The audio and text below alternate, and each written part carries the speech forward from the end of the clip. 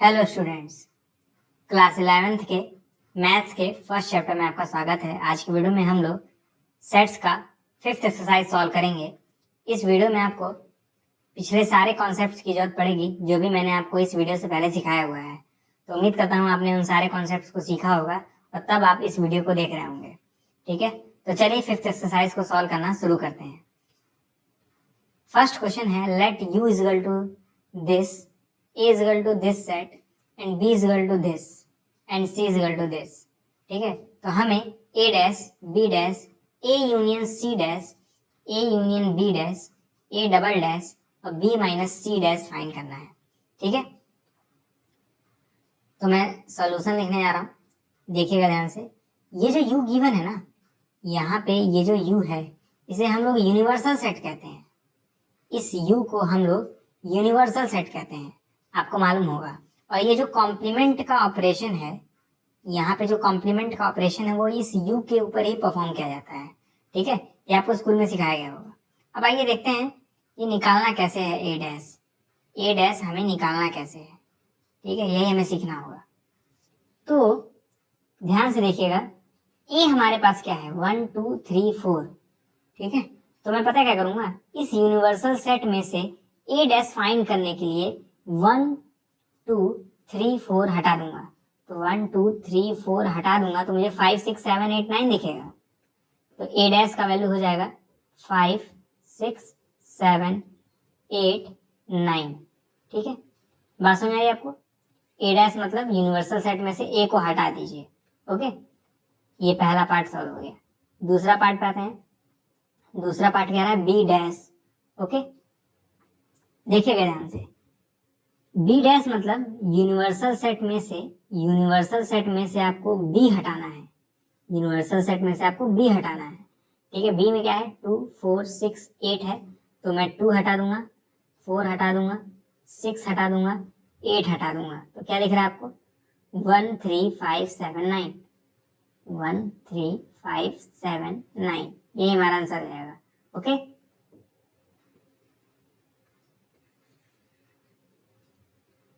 अब देखिए तीसरा कह रहा है, तीसरा पार्ट बहुत इजी है। तीसरा पार्ट है ए यूनियन सी का कॉम्प्लीमेंट। ठीक है, अब यहाँ पे डी मॉर्गन्स लॉ लग जाएगा। क्या लग जाएगा, डी मॉर्गन्स लॉ। आपने ये सेट में पढ़ा होगा डी मॉर्गन्स लॉ। ठीक है, बहुत ही फेमस लॉ है, बहुत ही फेमस। अगर आपको नहीं मालूम है तो फिर सीरियसली आपको पढ़ाई करने की जरूरत है। डी मॉर्गन्स लॉ क्या कहता है, मैं आपको बता दे रहा हूँ। कहता है वो कि अगर ए यूनियन बी का आपको कॉम्प्लीमेंट निकालना है, ए यूनियन बी का अगर आपको कॉम्प्लीमेंट निकालना है तो ये इक्वल होता है A complement intersection B complement के। मतलब ये जो यूनियन है ना वो इंटरसेक्शन में चेंज हो जाता है। ये जो यूनियन है वो इंटरसेक्शन में चेंज हो जाता है और ये जो कॉम्प्लीमेंट है वो ए और बी दोनों पे लग जाता है। ठीक है, बात समझ आ रही है आपको। ये फॉर्मूला होता है। एक और फॉर्मूला है, मैं उसे भी लिख दे रहा हूँ क्योंकि इसकी भी जरूरत पड़ेगी इस क्वेश्चन में, या फिर आगे पढ़ सकती है जरूरत।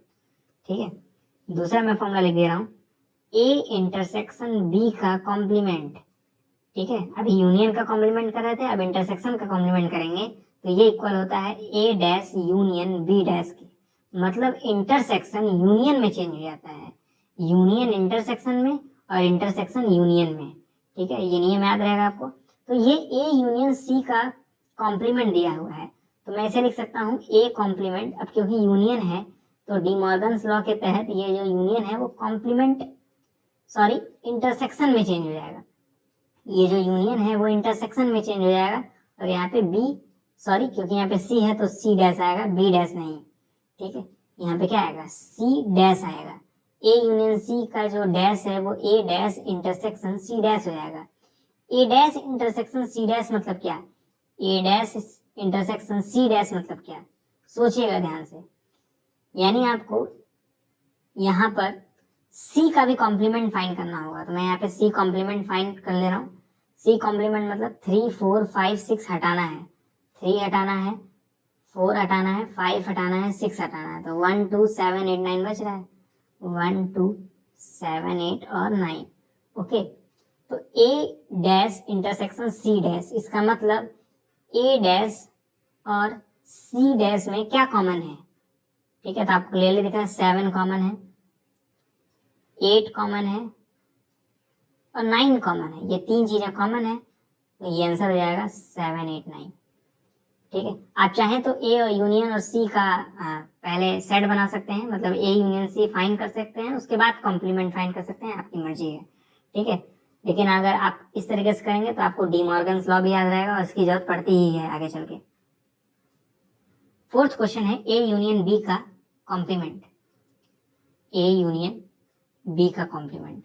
ओके, तो डी मॉर्गन्स लॉ के तहत ये हो जाएगा ए का कॉम्प्लीमेंट इंटरसेक्शन बी का कॉम्प्लीमेंट, मतलब यूनियन जो है वो इंटरसेक्शन में चेंज हो जाएगा। ठीक है, तो मैं ये वाली लाइन मिटा दे रहा हूँ क्योंकि मुझे समझाना है।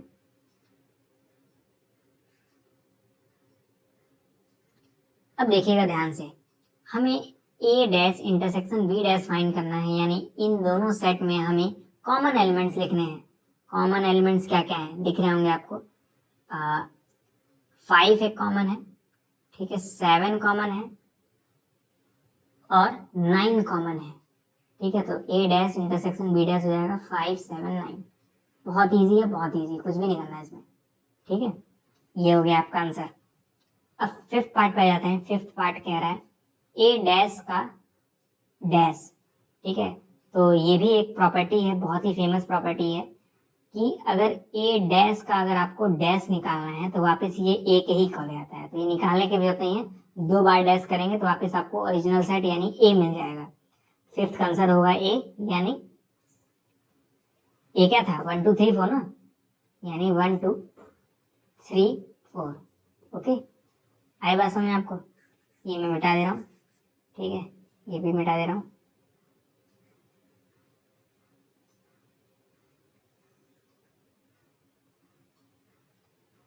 अब सिक्स्थ पार्ट देखिए क्या है। सिक्स्थ पार्ट है बी माइनस सी का कॉम्प्लीमेंट। बी माइनस सी का क्या कॉम्प्लीमेंट? बी माइनस सी यहाँ पे हमें पहले निकालना होगा, बी माइनस सी, तब ना कॉम्प्लीमेंट निकालेंगे। बी माइनस सी मतलब क्या होता है, बी में से आपको सी हटाना है, तो बी क्या था 2 4 6 8 था ना, बी आपका यही तो था, इसमें से आपको सी हटा देना है। ठीक है, तो सोचिए सी हटाना है यानी 3 हटाना है, देखिए 3 है यहाँ पे, कहीं नहीं है। 4 हटाना है, 4 है यानी ये नहीं लिखना है। 5 हटाना है, 5 तो यहाँ कहीं है नहीं। फिर 6 हटाना है, 6 यहाँ पे है, इसे मैं हटा दूंगा, तो बचेगा क्या 2 और 8, तो बी माइनस सी करने पे आएगा 2 और 8। लेकिन हमें बी माइनस सी नहीं फाइंड करना था, हमें बी माइनस सी का कॉम्प्लीमेंट, यानी आपको यूनिवर्सल सेट में से 2 और 8 हटाना होगा। ठीक है, क्योंकि 2, 8 का ही तो कॉम्प्लीमेंट फाइंड करना है।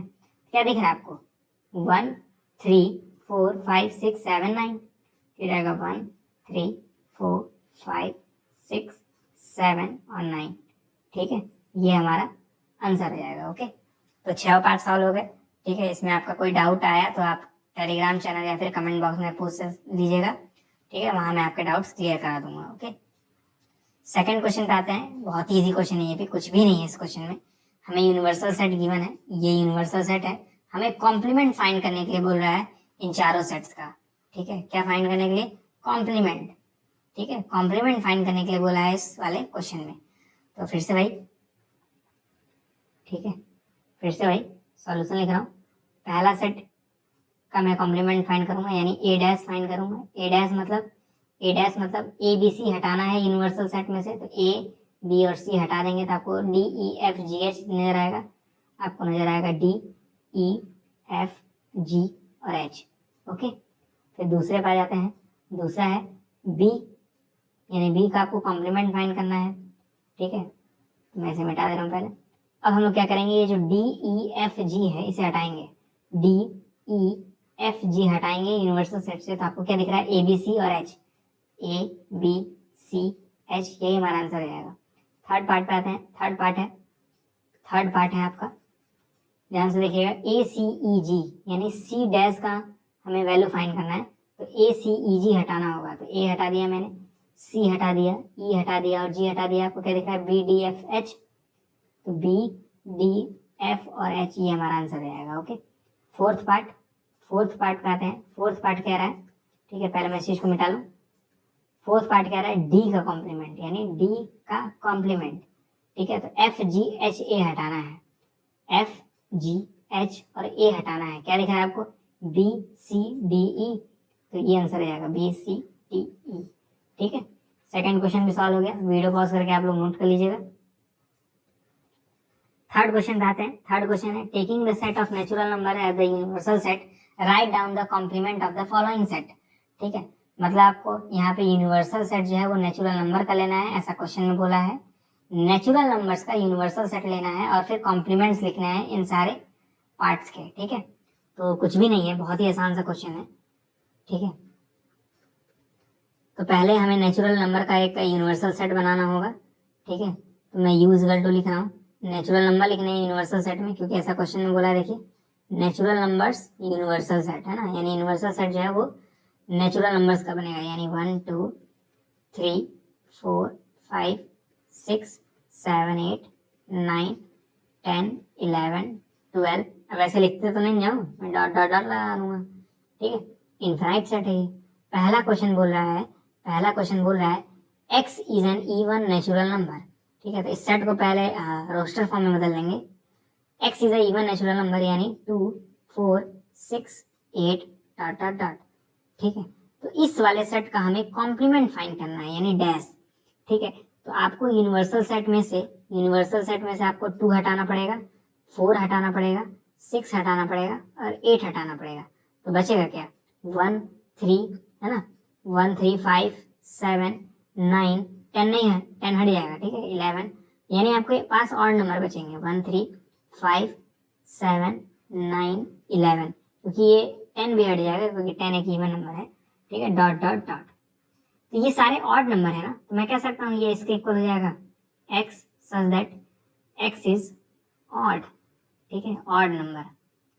ये हमारा सेट बिल्डर फॉर्म में है, आप चाहे ये लिखिए चाहे ये लिखिए, दोनों ही आंसर सही है। ठीक है, दूसरा वाले क्वेश्चन पर आ जाते हैं। दूसरा वाला क्वेश्चन कह रहा है x is odd natural number.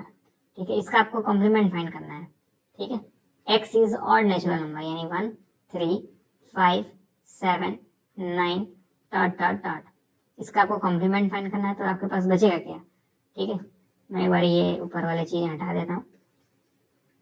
ठीक है, अब देखिएगा 1 3 5 7 9 हटाना है, 1 हटाएंगे, 3 हटाएंगे, 5 हटाएंगे, 7 हटाएंगे, 9 हटाएंगे, 11 भी हटाना पड़ेगा क्योंकि ऑड नंबर है। तो 2 4 6 8 10 बच रहा है, 12 बच रहा है। 2 4 6 8 10 12 डॉट डॉट डॉट। ये सारे नंबर्स हमारे पास बच रहे हैं, तो ये सारे इवन नंबर्स हैं, तो मैं ऐसे लिख सकता हूँ x इज इवन नंबर। ठीक है, तो जब ऑड नंबर का कॉम्प्लीमेंट फाइंड करेंगे तो इवन नंबर आएगा, इवन नंबर का कॉम्प्लीमेंट फाइंड करेंगे तो ऑड आएगा। ओके, बात समझ आ रही है आपको। ऑड का कॉम्प्लीमेंट इवन होगा, इवन का कॉम्प्लीमेंट ऑड होगा। तीसरे वाले क्वेश्चन पे आ जाते हैं। ठीक है, तीसरा क्वेश्चन कह रहा है x is a positive multiple of 3। x is a positive multiple of 3। ठीक है, तो यानी 3 के मल्टीपल्स लिखने हैं आपको, 3 फिर 6 फिर 9 फिर 12 फिर 15 डॉट डॉट डॉट। इसका आपको कॉम्प्लीमेंट फाइंड करना है, यानी आपको यूनिवर्सल सेट में से ये 3 6 9 12 हटाने पड़ेंगे। ठीक है, तो ये पहले मैं ऊपर से बाहर हटा देता हूँ। आपको क्या हटाना है, 3 6 9 12, तो क्या बचा है 1 2 4 5 1 2 4 5 7 8 फिर 10 11 10 और 11 डॉट डॉट डॉट। ठीक है, तो ये जो नंबर्स आए हैं ये मैं ऐसा कह सकता हूँ कि ऐसा नंबर है जो 3 के मल्टीपल नहीं है, तो मैं लिखूंगा सेट बिल्डर फॉर्म में x is such that x is not multiple of 3। तो जब 3 के मल्टीपल का कॉम्प्लीमेंट फाइंड करना था तो बस हो जाएगा x is not multiple of 3। ठीक है, नोट कर लीजिए क्योंकि मैं मिटाने जा रहा हूँ। फोर्थ पार्ट है x is a prime number. x is what, prime number. ठीक है, यूनिवर्सल सेट गलती से हट गया है। ठीक है, मैं वापस लिख दे रहा हूँ यूनिवर्सल सेट 1 2 3 4 5 6 7 8 9 10 11 12। ठीक है, ये यूनिवर्सल सेट था। हमें फोर्थ वाले पार्ट में बोला है x is a prime number. ठीक है, फोर्थ वाले पार्ट में बोला है x एक प्राइम नंबर है, यानी 2 है 3 है, ठीक है 5 है 7 है, ठीक है 11 है 13 है डॉट डॉट डॉट। ये सारे प्राइम नंबर्स होंगे, बहुत ज़्यादा होंगे, इन्हें हमें कॉम्प्लीमेंट फाइंड करना है, यानी 2 हटा देंगे, 3 हटा देंगे, 5 हटा देंगे, 7 हटा देंगे, ठीक है, तो बचेंगे क्या 1 4 1 4, ठीक है 6 8 9 10 12, ठीक है डॉट डॉट डॉट, ये सारे बचेंगे। ये सारे क्या है, कंपोजिट नंबर है ना, ठीक है। तो मैं कह रहा हूं कि x such that x is a composite number, x is a composite number, 1 एक कंपोजिट नंबर नहीं है, बाकी सारे हैं 1 नहीं है, तो मुझे ऐसे लगाना पड़ेगा यूनियन 1, ठीक है। x is a composite number union 1, क्योंकि अगर मैं सेट बिल्डर फॉर्म में कंपोजिट नंबर वर्ड यूज कर रहा हूँ तो 1 कंपोजिट नहीं है, तो इसको अलग से लिखने के लिए मैं यूनियन 1 कर दूंगा, ठीक है। बात समझ आ रही है आपको। फिफ्थ पार्ट सॉल्व करेंगे। फिफ्थ पार्ट क्या है, x is a natural number divisible by 3 and 5, ठीक है। एक ऐसा नेचुरल नंबर जो कि 3 और 5 दोनों से डिविजिबल हो, ठीक है। तो जो 3 से भी डिविजिबल होगा, जो 5 से भी डिविजिबल होगा, मैं कह सकता हूँ वो 15 से डिविजिबल होगा। तो सेट में आएंगे 15 30 45, ठीक है डॉट डॉट डॉट।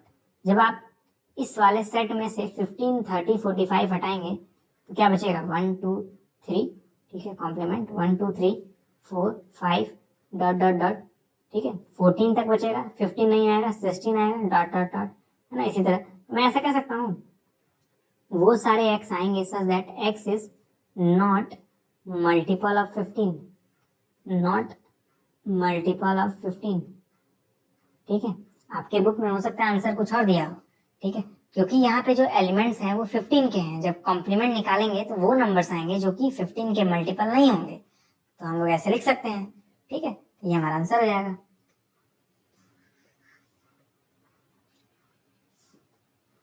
अब सिक्स्थ वाला पार्ट देखिए। सिक्स्थ वाला पार्ट है x is a perfect square. Sixth वाला पार्ट है x such that x is a perfect square, x is perfect square. अगर आपको इसका कॉम्प्लीमेंट फाइंड करना होगा, ठीक है, तो क्या आ जाएगा सोचिए, x such that x is not perfect square. Simple, complement मतलब नहीं, perfect square, not perfect square. बात समझ आ रही है आपको, ठीक है। अब इसको सेट बिल्डर फॉर्म से हम लोग रोस्टर फॉर्म में बदल के देखेंगे।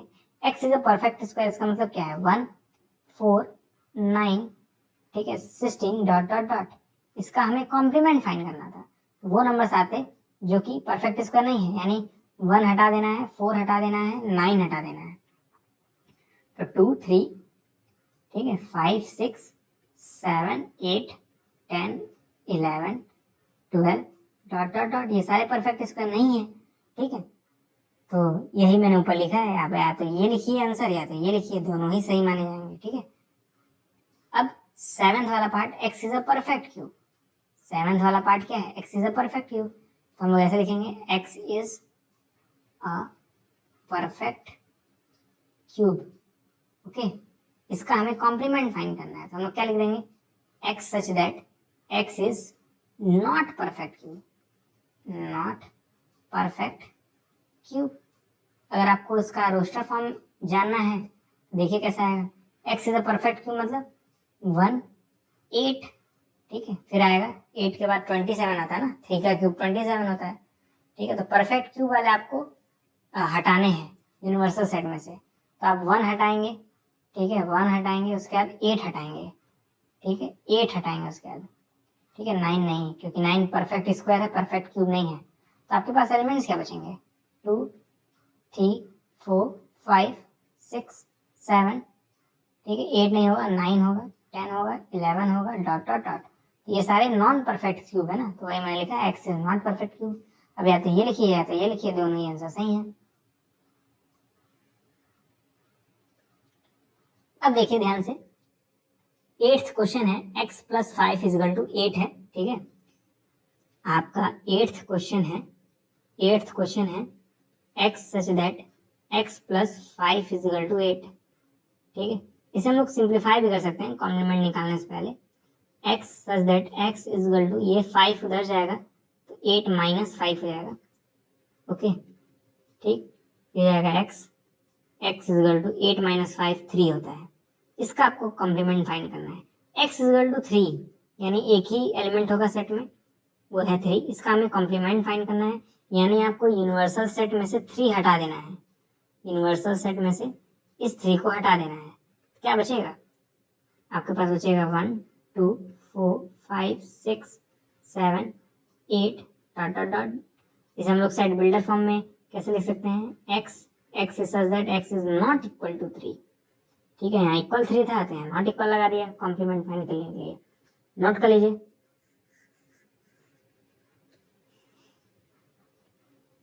अब देखिए 9th क्वेश्चन क्या है? 2x plus 5 is equal to 9। ठीक है, 9th क्वेश्चन है x is such that 2x plus 5 is equal to 9।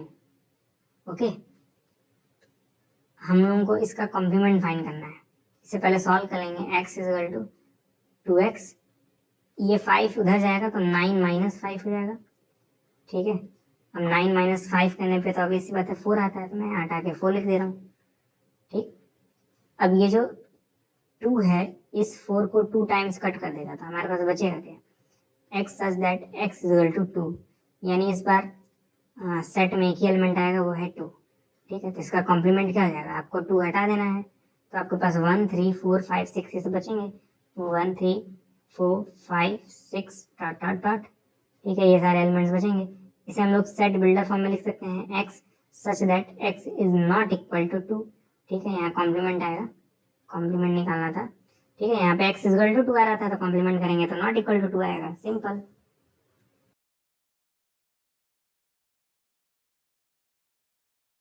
Tenth part है x इज ग्रेटर देन 7। ठीक है, ग्रेटर देन इक्वल टू है x is such that x is greater than equal to 7। Okay, इसका हमें complement find करना है।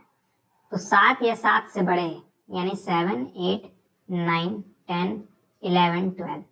ठीक है, इसका हमें कॉम्प्लीमेंट फाइंड करना है, यानी यूनिवर्सल सेट में से ये 7 8 9 10 11 12 सब हटा देना है। हमारे पास बचेगा क्या? 1 2 3 4 5 6 ही तो बचेगा। अरे यही सारे तो बचेंगे 6 तक। इसे हम लोग सेट बिल्डर फॉर्म में कैसे लिख सकते हैं? x such that x is less then 7, 7 से छोटा। या फिर आप इसे ऐसे लिख सकते हैं x such that x is less than equal to 6। क्योंकि इक्वल लगा दिया है तो यहाँ पे 6 लिख दूंगा, यहाँ पे इक्वल नहीं लगाया था इसलिए मैंने 7 लिखा। ओके, नोट कर लीजिए।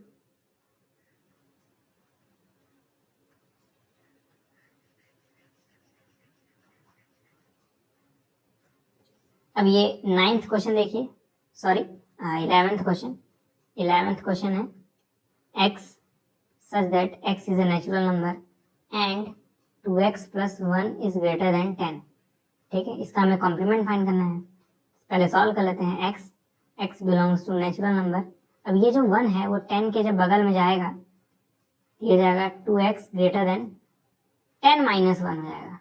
10 माइनस 1 करने पे 9 आता है, तो इस 10 माइनस 1 की जगह मैं 9 लिख दूंगा, यहाँ पे 9 हो जाएगा। और ये 2 जो है वो 9 को 4.5 टाइम्स में कट कर देगा। ठीक है, तो जाएगा x such that x belongs to natural number, x is greater than 4.5। Okay, ठीक है, तो हमें ऐसे नंबर्स का कॉम्प्लीमेंट फाइंड करना है जो कि 4.5 से बड़े हों। 4.5 से बड़े 5 6 7 8 9 ये सब नंबर्स हैं। 5 6 7 8 9 डॉट डॉट डॉट, इन सब नंबर्स का हमें कॉम्प्लीमेंट फाइंड करना है, यानी ये सब हटा देने हैं। हमारे पास बचेगा 1 2 3 4, तो हम लोग लिखेंगे 1 2 3 4। ओके, ये कॉम्प्लीमेंट आ जाएगा। इसे आप सेट बिल्डर फॉर्म में लिख सकते हैं x such that x is less than equal to 4। ठीक है, ये हमारा आंसर हो जाएगा। आप चाहे तो ऐसे लिख सकते हैं x such that x is less then 5। ठीक है, आपकी मर्जी है, आप या तो ये लिखिए या तो ये लिखिए, दोनों ही सही है। थर्ड क्वेश्चन सॉल्व हो गया। अब हम लोग फोर्थ क्वेश्चन सॉल्व करेंगे। फोर्थ क्वेश्चन है if u is equal to this set, यानी यूनिवर्सल सेट दे दिया है, a दिया है, b दिया है, आपको इस चीज को वेरीफाई करना है। ठीक है, ये डी मॉर्गन्स लॉ है, अभी मैंने बताया, तो वेरीफाई करना है यहाँ पे डी मॉर्गन्स लॉ को। ठीक है, सोल्यूशन देखिए। ठीक है, पहले वाले का सोल्यूशन देखिए पहले। ठीक है, हमें a union b dash is equal to a dash intersection b dash दिखाना है, प्रूफ करना है, वेरीफाई करना है। तो पहले LHS लेंगे। ठीक है, LHS में आपको a यूनियन b का डैश निकालना है। सबसे पहले आपको a यूनियन b निकालना पड़ेगा ना। ठीक है, तो a यूनियन b हम लोग निकालेंगे। a यूनियन b मतलब पहले a के एलिमेंट्स लिख लेना है 2 4 6 8। 2 4 6 8 मैंने लिख लिया। फिर बी के एलिमेंट्स लिखने हैं, तो बी में 2 है 3 है, लेकिन 2 तो मैंने लिख लिया है तो मैं 2 नहीं लिखूंगा, 3 5 7 लिखूंगा, 3 5 7। ओके, अब इसका हमें ए यूनियन बी का कॉम्प्लीमेंट भी तो निकालना है, तो ए यूनियन बी का कॉम्प्लीमेंट क्या आ जाएगा? ठीक है, आपको 2 4 6 8 3 5 7 ये सब हटाना होगा, 2 हटाना पड़ेगा, 4 हटाना पड़ेगा, ठीक है, फिर 6 और 8, 6 और 8 हटाएंगे, फिर 3 5 7, तो 3 5 7 क्या बच रहा है? 1 और 9 ना, 1 बच रहा है और 9 बच रहा है सिर्फ। ए यूनियन बी का कॉम्प्लीमेंट करने पर आ जाएगा 1 9। तो ये LHS आ गया। ठीक है, मैं सब चीज़ों को मिटा दे रहा हूँ ताकि आपको दिख सके हर एक चीज। ये आप क्या LHS आ गया। अब हम लोग RHS निकालेंगे, ठीक है, RHS में निकालने जा रहा हूँ। RHS में हमें देखिए A dash intersection B dash निकालना है, तो मैं पहले यहाँ पे A डैश निकाल दूंगा अलग से। ठीक है, RHS में हमें A dash intersection B dash निकालना है, तो A डैश मतलब 2 4 6 8 हटा दीजिए, 2 4 6 8 हटा दीजिए, क्या दिख रहा है? 1 3 5 7 9, 1 3 5 7 9 दिख रहा है आपको।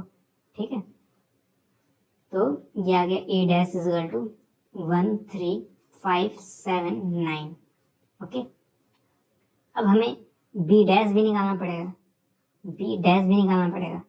ठीक है, तो मैं इसे मिटा दे रहा हूँ।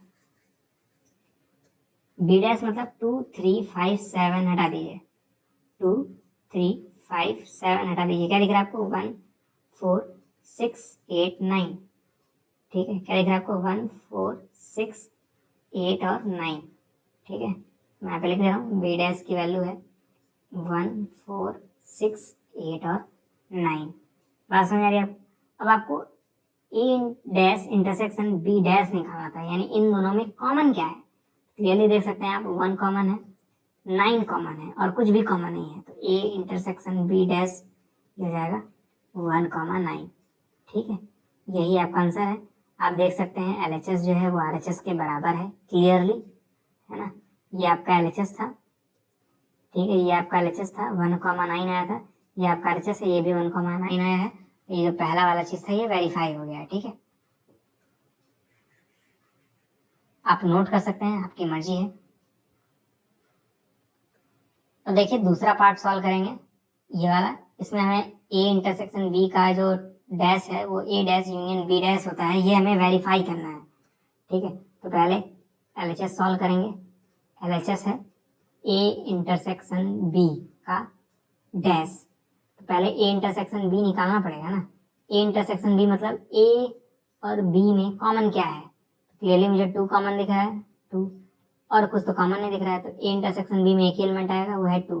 लेकिन हमें A इंटरसेक्शन B का कॉम्प्लीमेंट फाइंड करना है, डैश फाइंड करना है, यानी बस मुझे ये 2 हटाना है यूनिवर्सल सेट में से। तो 1 3 4 5 7 8 9 ये सब बचेगा, तो मैं लिख लूंगा 1 3 4 5 6 7 8 और 9। ठीक है, ये LHS हो गया। अब हम लोग RHS सॉल्व करेंगे। RHS में देखिए A dash union B dash बोला है, A dash union B dash हम लोग निकालेंगे। A डैश मतलब ये, B डैश मतलब ये, मैंने इसलिए मिटाया नहीं था इन दोनों को क्योंकि मुझे मालूम था जरूरत पड़ेगी। तो A dash union B dash क्या आएगा बताइए? पहले 1 3 5 7 9 लिख ले रहा हूँ मैं, 1 3 5 7 9, फिर 1 4 6 8 9 लिखूंगा, लेकिन 1 नहीं लिख पाऊंगा क्योंकि 1 ऑलरेडी आ चुका है। ठीक है, और क्या नहीं लिख पाऊंगा? 9 नहीं लिख पाऊंगा क्योंकि 9 भी ऑलरेडी आ चुका है।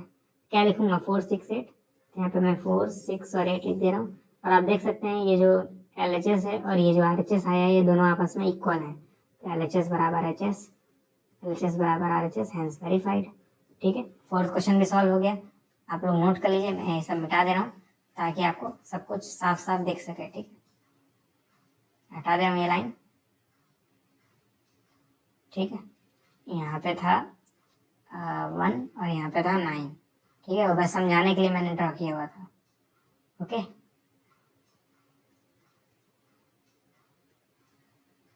नोट कर लीजिए। फिफ्थ क्वेश्चन है, draw appropriate Venn diagram for each of the following.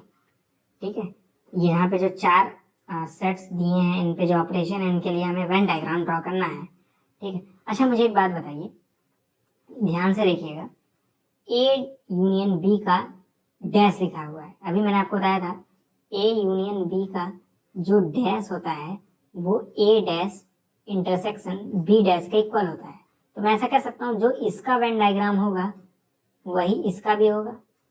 तो पहले वाले का बनाऊं चाहे दूसरे वाले का बनाऊं एक ही बात है, क्योंकि ए यूनियन बी का जो डैश होता है वो ए डैश इंटरसेक्शन बी डैश के इक्वल होता है।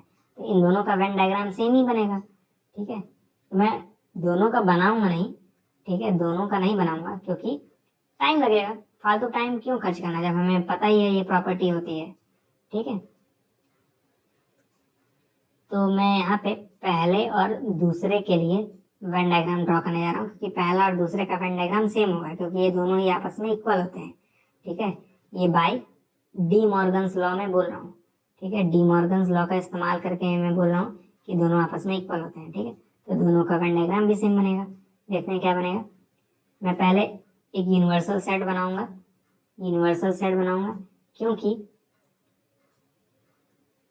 क्वेश्चन में कॉम्प्लीमेंट की बात हो रही है, तो कॉम्प्लीमेंट हमेशा यूनिवर्सल सेट के ऊपर डिफाइन होता है, ठीक है।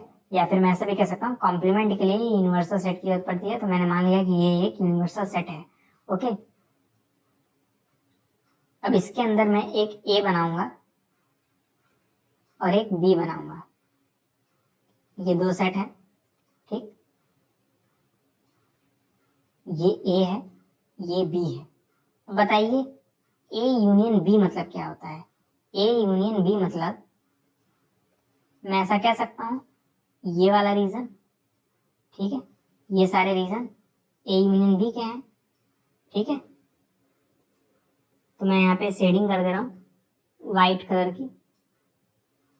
ए यूनियन बी मतलब ये पूरा, देखिएगा ध्यान से, ए और बी को कंबाइन कर देना है। ए यूनियन बी मतलब ये,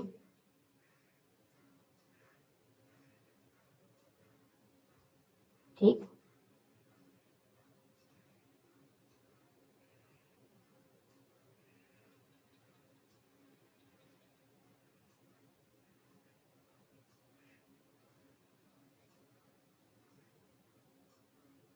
ये आपका ए यूनियन बी है, ठीक है। यहाँ पे मैं लिख भी दे रहा हूँ ये आपका ए यूनियन बी है।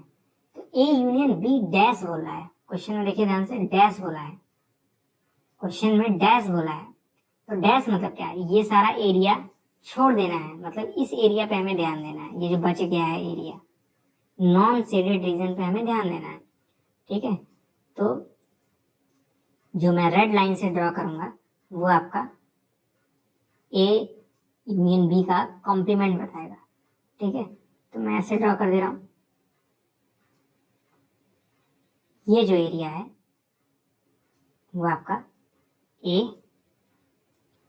यूनियन बी का कॉम्प्लीमेंट बताएगा, ये जो एरिया, ठीक है, ओके।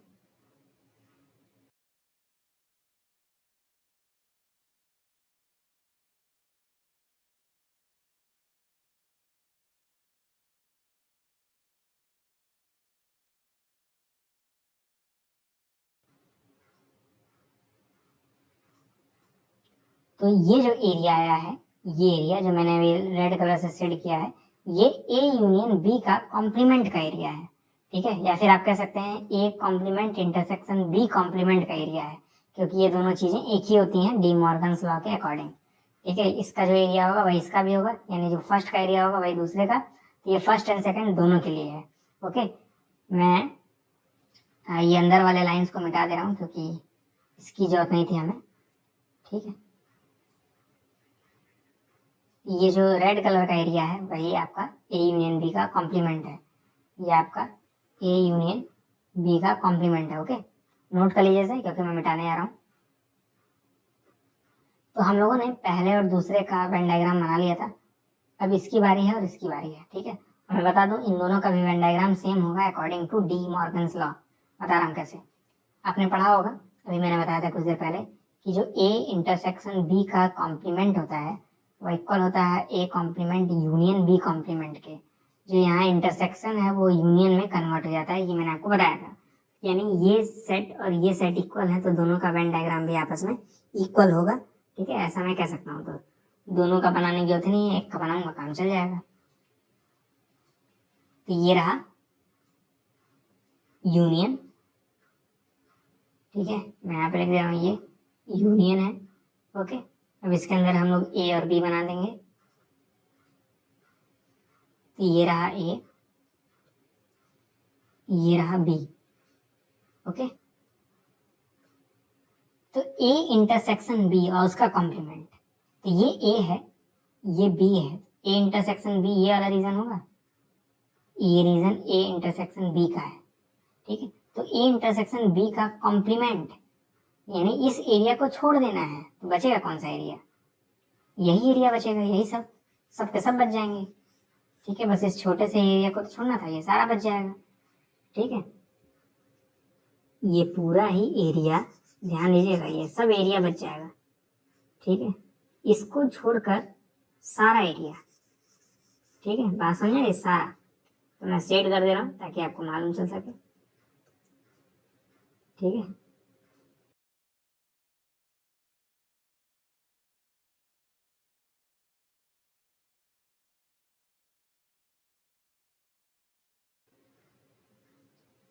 अंदर वाली लाइन में मिटा दे रहा हूँ, ठीक है।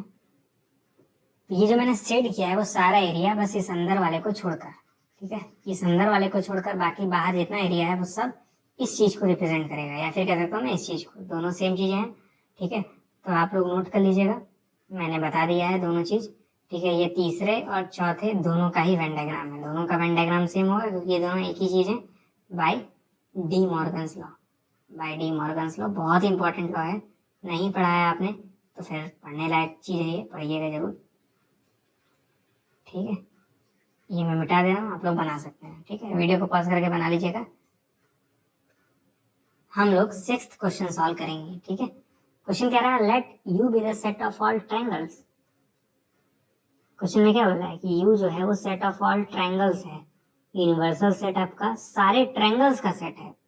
कह रहा है A is a set of triangles with at least one angle different from 60 degree. कह रहा है व्हाट इज ए डैश। बहुत ही अच्छा क्वेश्चन है, ध्यान दीजिएगा, सॉल्यूशन में लिखवाने जा रहा हूँ, बहुत ध्यान से देखिएगा।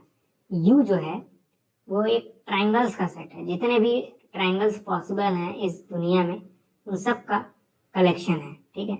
और ए के बारे में बताया है, ए के बारे में बताया है ऐसा ट्रायंगल, ट्रायंगल एक ऐसा ट्रायंगल जिसमें एक एंगल कम से कम एक एंगल कम से कम एक एंगल 60 से अलग हो, different than one angle different from 60, एक एंगल 60 से अलग हो। तो आपको बोल रहा है कि ए डैश के बारे में बताइए, तो different from 60 degree one angle, तो मैं ऐसा कह सकता हूँ इसका जो कॉम्प्लीमेंट होगा ये होगा triangles with all angles 60 degree, with all angles 60 degree. एक ऐसा ट्रायंगल जिसमें सारे एंगल 60 डिग्री हो, क्योंकि ए के बारे में बताया है एक ऐसा ट्रायंगल जिसका एक एंगल 60 डिग्री से अलग हो कम से कम, क्योंकि यहाँ पे एटलीस्ट का वर्ड यूज किया है, देखिए यहाँ से एट लीस्ट, ठीक है। ए एक ऐसा ट्रायंगल का सेट है जिसमें एक एंगल कम से कम अलग हो 60 डिग्री से, ठीक है। जैसे मान लीजिए मैं एक ट्रायंगल बना रहा हूं, तो कह रहा क्वेश्चन में या तो ये 60 से अलग हो, ठीक है, या तो ये 60 से अलग हो, मतलब 60 नहीं होना चाहिए, या तो ये 60 से अलग हो, ओके। तीनों में से कम एक जरूर हो जो 60 से अलग हो, तो उसका कॉम्प्लीमेंट क्या होगा? एक ऐसा ट्रायंगल जिसमें सारे एंगल 60 हो, कॉम्प्लीमेंट मतलब जस्ट उल्टा, ठीक है। एक ऐसा ट्रायंगल जिसमें सारे एंगल्स 60 हो, और ऐसे ट्रायंगल्स को हम लोग इक्विलैटरल ट्रायंगल्स कहते हैं। तो ए डैश की वैल्यू हो जाएगी इक्विलैटरल ट्रायंगल्स, मतलब ए डैश और कुछ नहीं, इक्विलैटरल ट्रायंगल्स का एक सेट होगा, ओके। बहुत इजी क्वेश्चन है, कुछ भी नहीं है, बस ध्यान से आपको सोचना था। 7th क्वेश्चन है fill in the blanks to make appropriate answers. अब ये आपको प्रॉपर्टी से ही मालूम चलेगा, अगर आपको प्रॉपर्टीज मालूम होंगी, ठीक है, तो आप इस क्वेश्चन का जवाब बड़े आसानी से दे पाएंगे, ठीक है। 4 पार्ट्स हैं, बहुत ही आसान है चारों पार्ट्स। प्रॉपर्टी याद है तो फटाक से बताएंगे आप। कह रहा है ए यूनियन ए डैश। अब ए यूनियन ए डैश करते हैं ना तो union set sorry universal set मिल जाता है। ए यूनियन ए डैश करेंगे तो यूनिवर्सल सेट मिल जाएगा। ठीक है, आप ही सोचिए, ये एक यूनिवर्सल सेट है, ये एक यूनिवर्सल सेट है, इसके अंदर ए है, तो ये एरिया क्या कहलाता है? ये एरिया आपका ए डैश कहलाता है ना। तो ये ए है और ये ए डैश है, दोनों को जब साथ में ले लेंगे, ये सब साथ में आ जाएंगे तो यू नहीं बन जाएगा, तो इसका आंसर होगा यू। ठीक है, बात समझ आ गई आपको? नेक्स्ट है ए इंटरसेक्शन ए डैश, ये फाई होगा। ठीक है, प्रॉपर्टी होता है, बहुत कुछ नहीं है। देखिए फिर बोला फाई डैश इंटरसेक्शन ए। ठीक है, दूसरा देखिए फाई डैश इंटरसेक्शन ए बोल रहा है, तो फाई डैश मतलब होता है, आपको पढ़ाया गया होगा, फाई का जब डैश करेंगे तो यूनियन आ जाता है, तो ये फाई डैश करने पे यू आएगा, फिर इंटरसेक्शन ए। ठीक है, अब आप लोगों ने पढ़ा होगा कोई भी सेट यूनिवर्सल सेट का सबसेट होता है, तो यहाँ पे इंटरसेक्शन कर रहे हैं, यूनियन नहीं कर रहे हैं, इंटरसेक्शन कर रहे हैं, तो यूनिवर्सल सेट का इंटरसेक्शन कराना है ए के साथ, तो छोटा तो ए है ना, तो इंटरसेक्शन में छोटा वाला सेट जीत जाता है, तो ए जीत जाएगा, यानी ए आएगा। ठीक है, यानी यहाँ पे मैं कह सकता हूँ ए आएगा। फोर्थ पार्ट देखिए क्या है, यूनियन का सॉरी यूनिवर्सल सेट का कॉम्प्लीमेंट, यूनिवर्सल सेट का कॉम्प्लीमेंट फाई होता है, याद रखिएगा। ठीक है, फाई का complement universal set, universal set का कॉम्प्लीमेंट फाई, तो फाई इंटरसेक्शन ए करना है ना, यूनिवर्सल सेट मतलब फाई, फाई इंटरसेक्शन ए करने पे क्या आएगा? फाई आएगा, क्योंकि फाई तो सबसे छोटा होता है, यहाँ पे फाई आ जाएगा। ओके, तो मैं यहाँ पे बता दे रहा हूँ साफ साफ सारे आंसर्स क्या क्या आएंगे।